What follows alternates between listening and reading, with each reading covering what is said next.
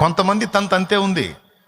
దేవుడు బ్లెస్ చేస్తే, దేవుడు ఆశీర్వదిస్తే, దేవుడు ఇంకా ఆర్థికంగా దీవించాలని ఇంకా డబ్బు డబ్బు డబ్బు డబ్బు డబ్బు డబ్బు అని అడిగే లెక్కలోనే ఉన్నారు. కానీ నాకు ఇంత కార్యం ఎందుకు చేశాడు, అసలు నా ఎడల ఈ గొప్ప కార్యం ఎలాగూ జరిగింది, అసలు ఏం ఉద్దేశించి ఏమి ఆశించి నన్ను ఇలా దర్శిస్తున్నాడని ఇంకితం ఉండొద్దు కొంతమందికి లేదు.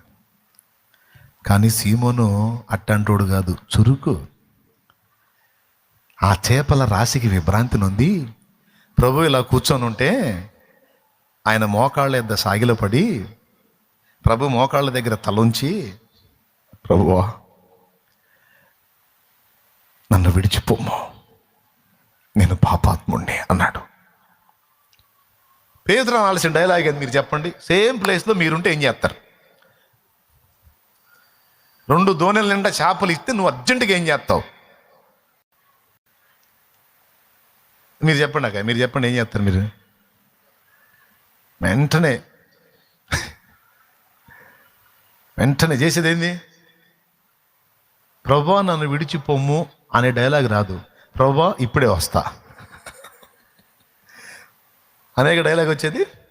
ప్రభా నన్ను విడిచిపోమంటావా? ప్రభా అమ్ముకొని వస్తా ఇయేగా. కానీ ఆపోజిట్ మాట్లాడుతున్నాడు. చేపల రాజు చూసి అమ్ముదామనే ఆలోచన అట్లా పేతురికి. అసలు మ్యాటర్ అర్థమైంది. ఏంటో తెలుసా? ఈయన నన్ను దర్శిస్తున్నాడు, నన్ను పిలుస్తున్నాడు. ఈయన నా ఎడల ఒక బలమైన కార్యం చేశాడు.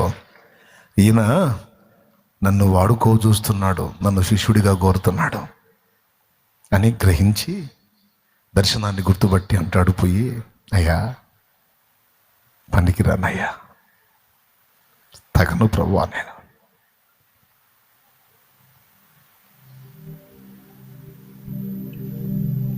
తగను ప్రభువా, నన్ను విడిచిపోయా అంటే అర్థం ఏంటో తెలుసా?